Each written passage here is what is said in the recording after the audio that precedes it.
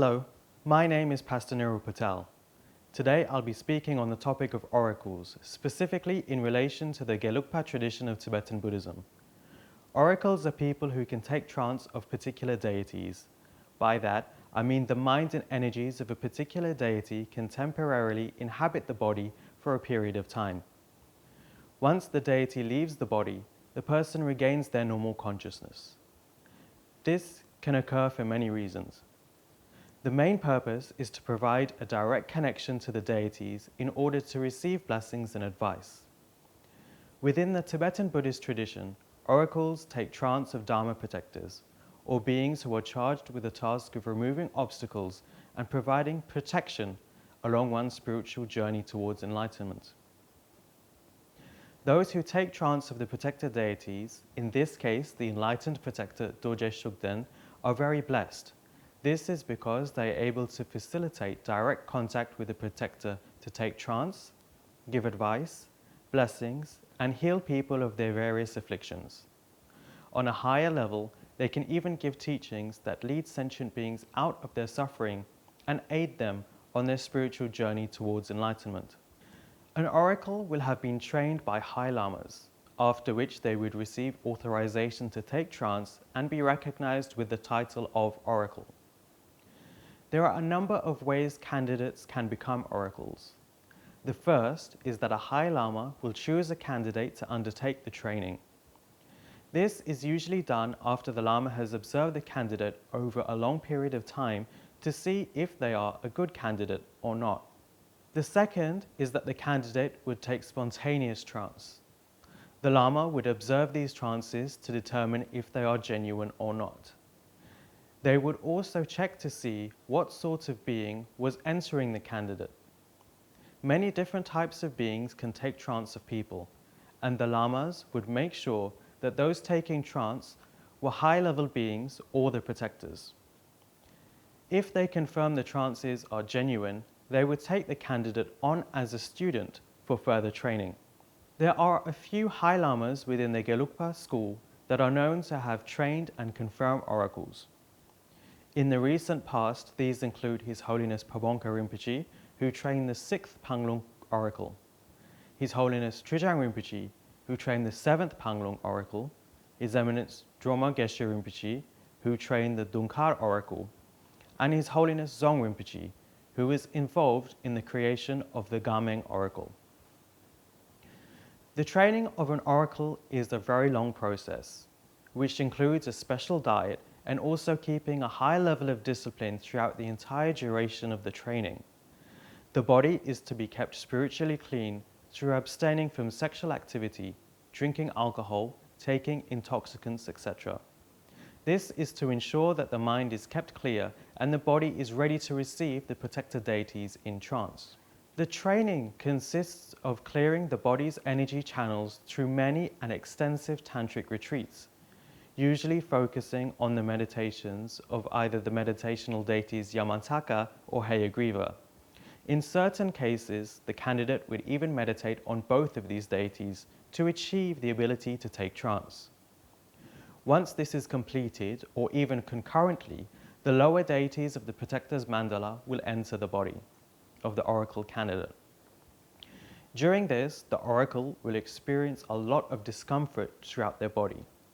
Over time, once the candidate's body is used to the lower deities taking trance, the higher deities will begin to enter instead in order to clear and strengthen the energy channels of the body further.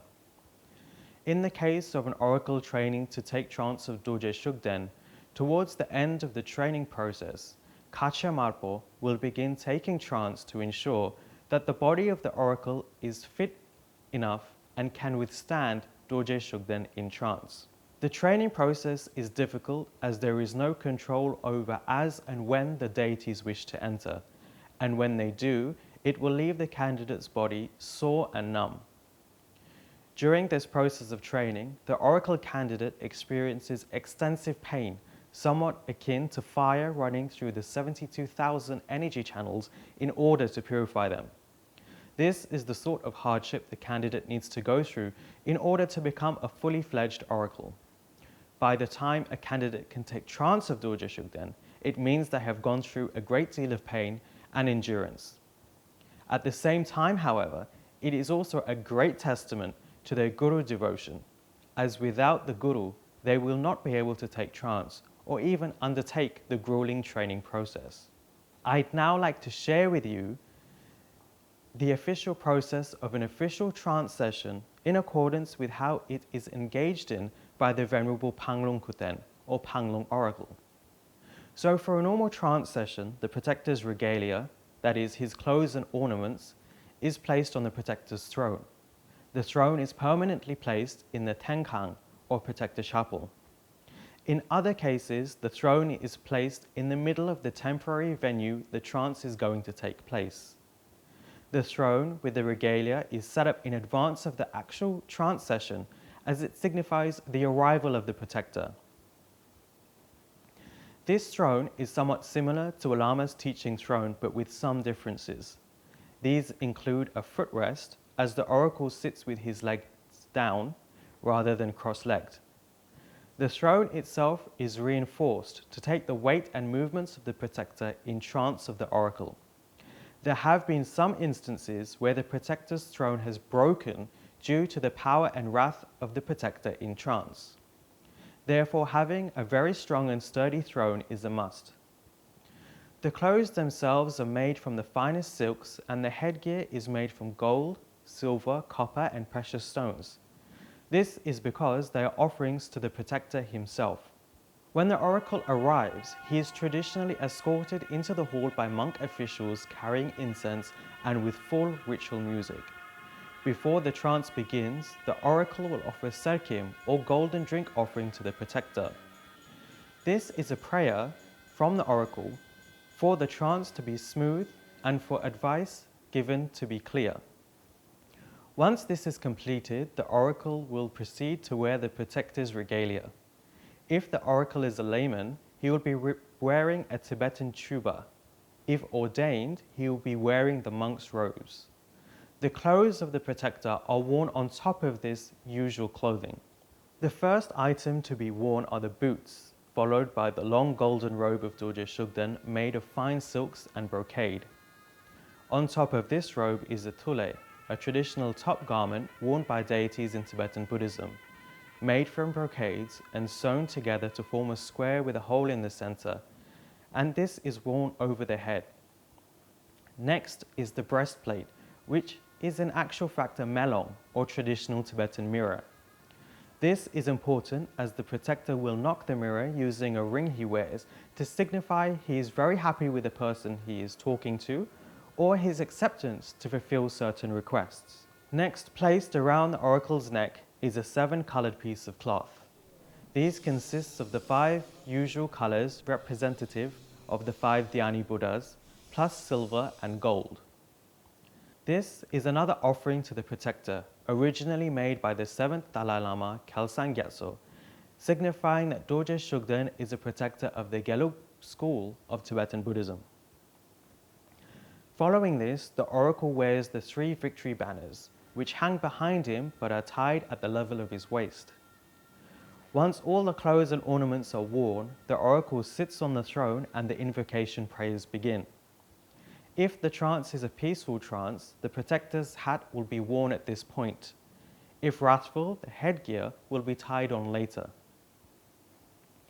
The invocation prayers themselves begin with taking refuge, the 4 immeasurables, the Guru Yoga of Lama Tsongkhapa, the self-generation of Yamantaka, and the visualization of Dorje Shugden's mandala. Following this, accompanied by full ritual music, including cymbals and horns, Dorje Shugden is invoked from his abode. This is when the oracle will begin to take trance of Dorje Shugden. If the trance is wrathful, the hat is tied on once the oracle is in full trance. It is tied very tightly so that it would not fall off from the wrathful movements of the protector. The reason why the hat is tied after the oracle is in full trance is due to the weight of the hat.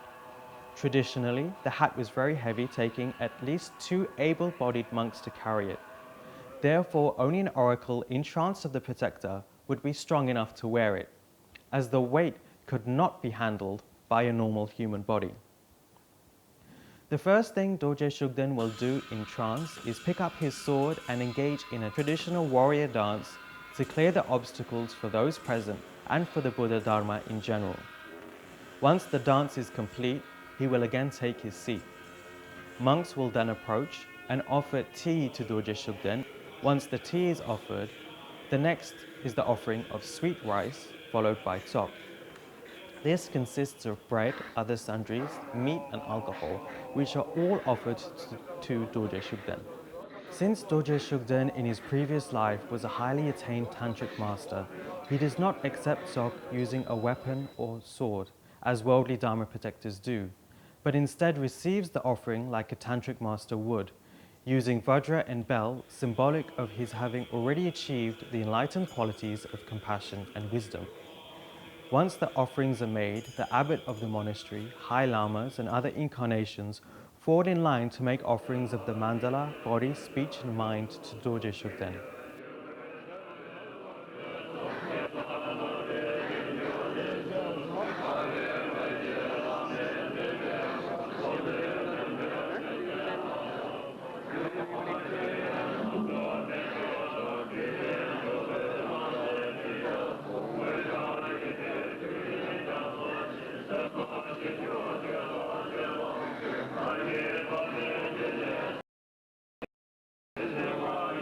अभी इसके बाद में छोड़ो.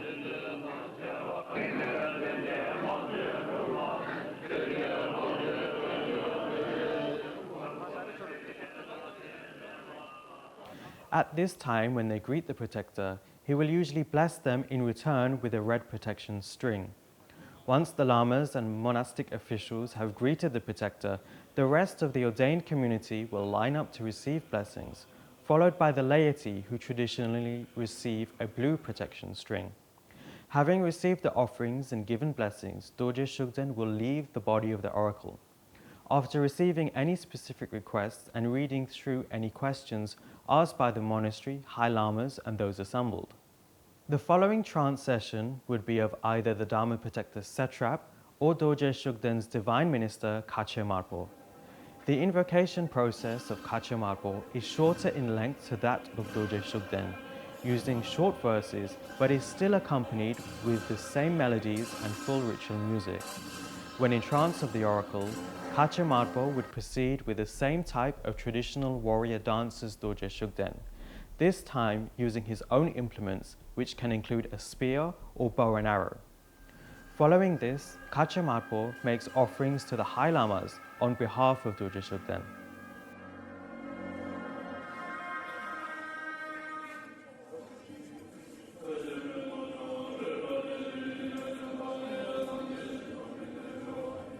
As I mentioned earlier, when Dorje Shugden takes trance, he would quickly look over questions asked to him before leaving the oracle's body. Kache Marpo, when in trance, actually answers these questions on behalf of Dorje Shugden. Kache Marpo can also perform acts of healing. There are some cases where high lamas have manifested sickness, and when in trance, Kache Marpo will perform healing that can expedite their recovery process or that of anybody in need. Kache Marpo also performs blessings and exorcisms when necessary. If requested before leaving, Kache Marpo can also bless the premises and consecrate any statues and holy items therein. Through the process, he invites the holy energies of the Buddhas to reside in the statue and holy items, thereby imbuing them with enlightened energies as objects of veneration or blessing. The process, as I have described, is in accordance with that performed by the Panglong Kuten. In some cases, some oracles can also take trance of peaceful Dorje Shugden in the form of Dulin. This is a different sort of trance, where the oracle will be adorned with the clothes of a monk, a high lama's coat, and Lama Tsongkhapa's golden pandit hat. Sitting cross-legged, he will have a red silk cloth which he will use to wipe his face every time he wishes to say something. This action of wiping his face signifies clearing the obstacles of those present in order that they can receive his clear advice. This peaceful trance is very special. In the form of Dulin, Dorje Shugden can stay in trance in the oracle for a very long time, giving detailed advice, many Dharma teachings, and even bestowing empowerments to various deities. In fact, within the Gelugpa lineage, there is a tradition of divination based on the enlightened energies of Dorje Shugden. The text used for this sort of divination was actually composed by Dulin Dorje Shugden while in trance of the Choyang Dulin oracle in the Protector Chapel at Ganden Shatse Monastery. Therefore, this divination is very unique as it was taught by Dorje Shugden himself. His Eminence Tsem Rinpoche has received this practice and the transmission of this text. Trances, such as the peaceful trances, are rare as they are usually longer in length than wrathful trances. These longer trances enable us to receive detailed advice and even Dharma teachings directly from Dorje Shugden. They are rare for two reasons. The first is due to the strain put on the oracle's body to withstand the enlightened energies of Dorje Shugden, and the second is that we may not have the good karma or merit to receive the teachings directly from Dorje Shugden. Those who have received teachings from Dorje Shugden directly in trance of an oracle are very privileged. Due to the intense and lengthy training process, the pain and endurance involved, and the need for a highly attained Lama to train them, oracles of Dorje Shugden are themselves very rare. In every generation, there are only but a handful at a time who are able to take trance of Dorje Shugden. We are fortunate enough to have some of these oracles living with us today. Some of these include the Gameng Kuten, known as well as the Ari Kuten, who currently resides in America. He is the successor of Choyang Dulin Kuten from Ganden Shatse Monastery. He takes trance of both the wrathful and peaceful forms of Dorje Shugden. There is also the 7th Panglong Kuten, from the line of oracles from the Panglong Hermitage in Lhasa, near Sera Monastery. He is famed for his ability to take trance of not only Dorje Shugden, but many other Dharma protectors as well, including Kache Marpo, Setrap, Yuma Gyalchen, and Shiptak Yenye. Other notable oracles of the recent past include the Simla Oracle, who was a student of Kyabje Ling Rinpoche, and the Dromo Kuten from Dungkar Monastery, who is the personal oracle monk of Domo Geshe Rinpoche. Now, some people may ask, why does a High Lama need to ask the protectors questions when they themselves are fully enlightened beings? In essence, some students may not have yet developed a pure view or pure faith towards the Lama. Due to the fact that the Lama is in human form, he is bound by the constraints of that form. Hence, the Lamas will consult the protectors through the oracles so that the students can gain faith in the protectors. At the same time, the Lamas show their humility by not showing their clairvoyance and tantric powers to their students. There have been many predictions made by Dorje Shugden through oracles that have come true. Dorje Shugden has also given many blessings and granted protection for not only normal people like you and me, but important people such as His Holiness the Dalai Lama. For example, in 1959, Dorje Shugden gave explicit instructions and guidance to the party of His Holiness to leave Lhasa and to travel to India for His Holiness's safety. These instructions were very specific, including the timing and even the routes to be taken. Advice was also given how to stay safe and what to do if they needed Dorje Shugden's immediate help. He performed many miracles along the way. From India, His Holiness was able to preserve and spread the Buddha Dharma all over the world. Therefore, indirectly, hearing or studying Tibetan Buddhism nowadays is due to the kindness of Dorje Shugden himself. Dorje Shugden is also very important for the consultations he bestows in the search of new incarnations of highly esteemed spiritual masters. Such incarnations include Lama Zopa Rinpoche, His Holiness Trijang Choktrul Rinpoche, and the current incarnation of His Eminence Droma Geshe Rinpoche. I'll share with you an example of Dorje Shugden's great and clear clairvoyance. At one time, His Eminence Tsem Rinpoche asked his personal statue of Dorje Shugden a question. Due to the private nature of the question, His Eminence could not ask this question in public. After asking the question to the statue, His Eminence sought an audience with the oracle of Dorje Shugden. It was then that Dorje Shugden, through the oracle, gave explicit instructions, even though His Eminence had not posed the question through the oracle, but through the statue. This example clearly illustrates the level of clairvoyance and power of Dorje Shugden. Another example would be of a Chinese amban, or high official who lived in Tibet. He burned a set of questions in front of the Trode Kangsar Chapel in Lhasa. These questions were actually posed by the Qing Emperor Dakong with regards to certain political decisions that needed to be made. When the Trode Kangsar oracle took trance, Dorje Shugden gave clear advice to the questions burned by the high official. When the answers were brought back to the Qing Emperor, he was amazed by the answers given. After this, the emperor made very precious offerings to Dorje Shugden and also recognized Dorje Shugden as a very powerful protector of both the lineage and the Buddha Dharma in general. In this case, whatever manner or form we put forward our questions to the protector, he will be able to give very clear, accurate answers to those who have faith in him. In the case for the search of the current incarnation of Trujang Rinpoche, both Choyang Dorjin Kuten and the Pangnung Kuten were consulted at different times. Dorje Shugden, through both oracles, gave the exact same answer that would lead to the recognition of the current incarnation, His Holiness Trujang Choktrul Rinpoche.